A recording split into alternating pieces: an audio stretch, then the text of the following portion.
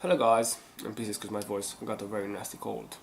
My name is Edor Bastille and I'm a second year student at Coventry University in Communication, Culture and Media.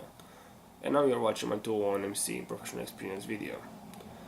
This year I decided to get experience in other fields. If last year I worked in a multinational communication corporation called Law & Partners, this year I joined my father and Martin, my tutors, in two projects. One of them is called More Equal Than Others. The official description of this project sounds like this.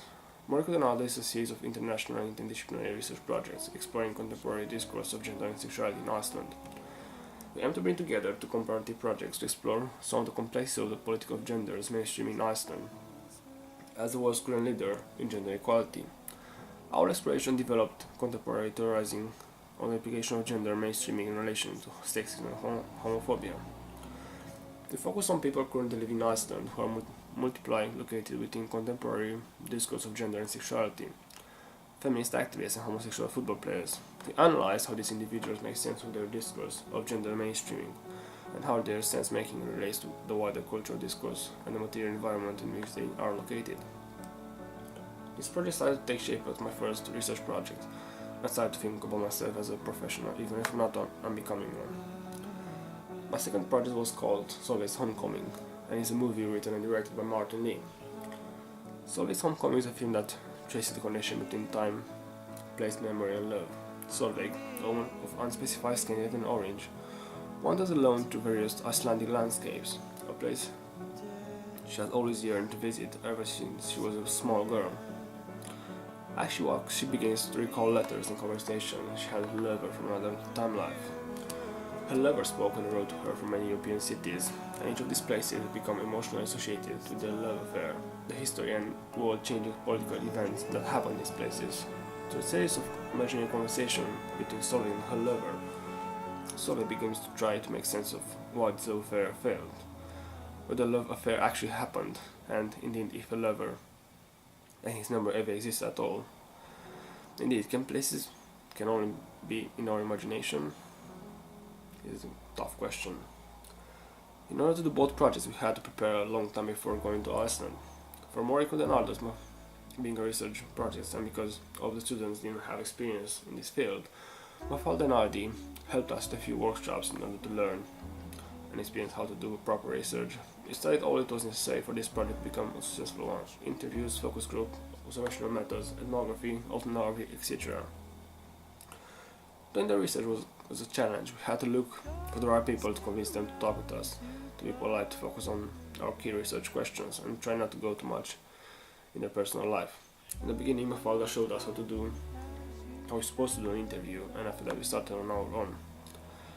This project was a big challenge because we had to deal with very delicate issues, homophobia and feminist, and because it was new is exciting. In the other project, Solvay's Homecoming, I had the role of sound engineer and an actor. I recorded all the sound for the film in Iceland and have been the man for the script in a couple of scenes. I can say this experience was very powerful. We traveled in the north of Iceland and settled down in the middle of nowhere in a place called Varmilo or something like that.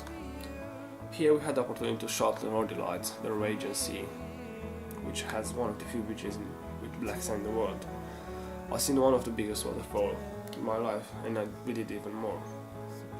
At the same time, this place called me to meditation and poetry. I thought about myself, about how much beauty is in this world, and about my ignorance to see it all. How our lives in cities are despising the beauty of nature. We live in flats, walk on concrete, live more than 5 hours a day on the internet, and forget what nature feels like, what the touch of waterfall on our skin feels like, what beauty means. I believe that this experience convinced me to become a researcher. I think there are a lot of cultural problems in the world, and maybe if we solve them, we'll have a better life, and we'll have time to experience other things. Maybe go to nature and feel her beauty. I think I have experience to do this. Iceland was one of the best things that happened to me in the past years.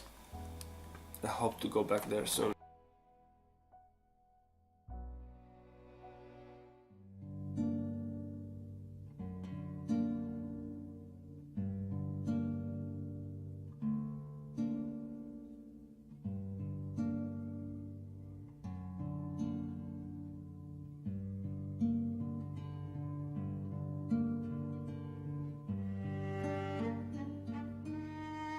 Impossible memory is poetic memory because it refers not to what actually happened or what might have happened, but to what could have happened. That is, if some small circumstance had been other than what it actually was.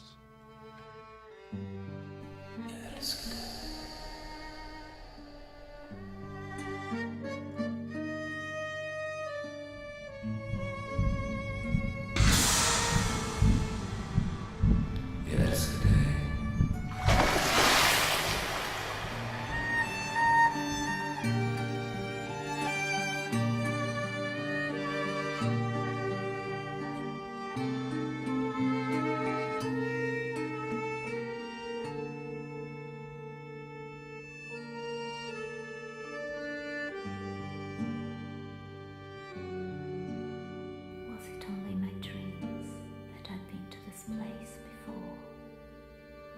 Or was it in another lifetime, perhaps?